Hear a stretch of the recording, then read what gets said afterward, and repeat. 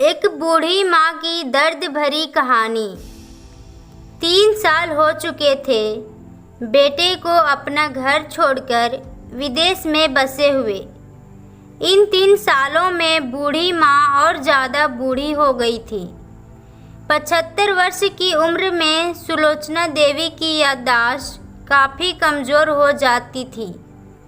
उन्हें रोज़ की चीज़ें भी याद ना रहती, लेकिन जो उन्हें हमेशा याद रहता था वह था उनका बेटा। दिन हो या रात, एक पल भी ऐसा ना होता जब उन्हें अपने बेटे की याद ना आती। दूसरी तरफ बेटा था जो साल भर में एक आध बार अपने माँ को फ़ोन कर लिया करता और 1-2 मिनट से ज़्यादा बातें भी ना किया करता। फिर भी यह बूढ़ी माँ टकटकाई लगाए अपने बेटे का इंतज़ार करती रहती। एक दिन बेटे का विदेश से फ़ोन आया। हेलो हेलो, सुन रही हो ना माँ? अनिल बोल रहा हूँ, तुम्हारा बेटा। कैसी हो माँ? मैं ठीक हूँ बेटा, तुम, बहू और मेरा पोता कैसा है? माँ ने पूछा। सब अच्छे हैं माँ, मैं अगले हफ्ते गांव आ रहा हूँ माँ तुम्हें लेने। अब हम सब साथ में ही लंदन में रहेंगे। माँ, तुम्हारी बहू कह रही थी माँ को यहाँ पर लेकर आओ, बेचारी अकेली वहाँ परेशान होती होगी। बेटे ने कहा। माँ की बूढ़ी सूखी आंखों आंसुओं से भीग गई। उसके कमज़ोर शरीर के नस नस में खुशी की लहर दौड़ गई। बेटे और बहू का अपने प्रति प्रेम देखकर माँ का मन खुशी से भर आया। बेटे ने आगे कहा, माँ तैयार रहना, मुझे ज़्यादा दिनों की छुट्टियाँ नहीं मिली है। जिससे जितने पैसे लेने हैं लेकर रखना, तब तक मैं प्रॉपर्टी डीलर से बात कर लेता हूँ। घर के लिए? घर के लिए? माँ ने पूछा। हाँ माँ, गांव का घर हमें बेच देना पड़ेगा। अब हम साथ में ही रहने वाले हैं तो वहाँ पर घर रखने का कोई मतलब नहीं है माँ, बेटा ने कहा। बुढ़ापे की वजह से ठीक से चलने में असक्षम माँ ने पूरे मोहल्ले में घूम घूम कर अपनी इस खुशखबरी को सबको सुनाया। सभी को खुशी हुई। सबको लगा माँ जी के आखिरी दिन अपने परिवार के साथ खुशी से बीत जाएंगे। घर वापस आकर माँ ने अपने घर के कोने कोने को ऐसे देखा जैसे वह अपने दूसरे बेटे को देख रही हो। देखे भी क्यों ना, उस घर को अपने बेटे से कम थोड़ी समझा था। अपने पति के साथ 40 साल यहीं बिताए थे, लेकिन अब मजबूर थी। बुढ़ापे के आखिरी साल बेटे और बहू के साथ बिताना चाहती थी। दिल पर पत्थर रखकर घर बेचने के लिए माँ तैयार हो गई। आनन फानन में बेटे ने घर को आधे दामों पर बेच दिया। माँ ने ज़्यादा नहीं, लेकिन जिन चीज़ों से दिल लगा था उन चीज़ों को समेटा और बेटे के साथ टैक्सी में बैठकर एयरपोर्ट के लिए चली गई।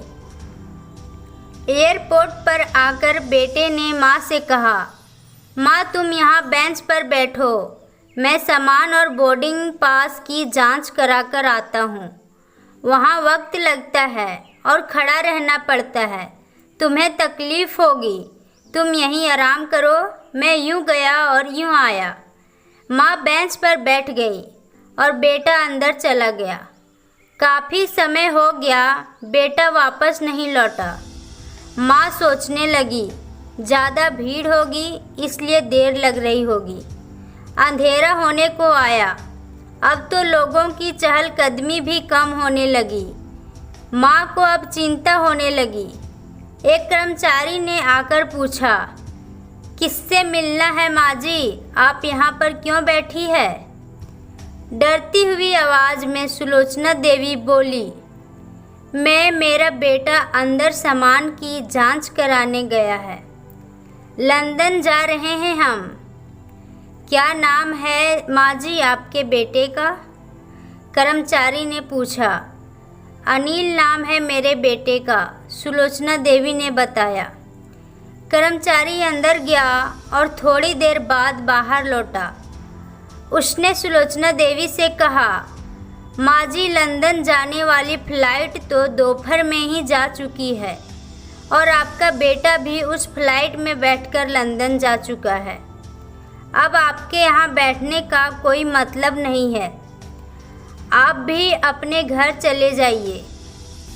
क्या जा चुका है और मैं घर जाऊं? घर? माँ की आँखों से आंसुओं के सैलाब उड़ने लगे। जैसे तैसे माँ घर पहुंची, जो अब उसका नहीं था, बिक चुका था। वो वही बरामदे में तुलसी के पास सो गई। घर के नए मालिक को उस पर दया आई तो एक कमरा किराए से उसको दे दिया। पेंशन के पैसों से खाना और किराए का बंदोबस्त हो जाता था। दिन बीतने लगे। कुछ दिनों के बाद घर के नए मालिक ने सुलोचना देवी को कहा, माँ जी, आप अपने रिश्तेदार के यहाँ पर जाकर क्यों नहीं रहती? इस उम्र में आपके लिए वही अच्छा होगा। अच्छा तो होगा, लेकिन अगर मेरा बेटा वापस आया तो उसका ख्याल कौन रखेगा? मेरा बेटा बहुत भोला है, उसे अपना ख्याल रखना बिल्कुल भी नहीं आता। मैं कहीं नहीं जाऊंगी, क्या पता कब उसे मेरी ज़रूरत पड़ जाए। माँ ने कहा। दोस्तों, सच बता रही हूँ, माँ की ऐसी बातें सुनकर मेरी आँखों में आंसू आ गए। किसी ने सच ही कहा है कि पूत कपूत हो सकता है, लेकिन माता कभी कुमाता नहीं होती। दोस्तों, आप सभी से हाथ जोड़कर विनती करती हूँ कि अपने माता पिता की जितनी हो सके सेवा करना, उनके साथ कभी बुरा बर्ताव मत करना। दोस्तों, अगर ये कहानी आपको अच्छी लगी तो वीडियो को लाइक करें, शेयर करें और साथ ही साथ चैनल को सब्सक्राइब करें। वीडियो देखने के लिए आपका बहुत बहुत धन्यवाद।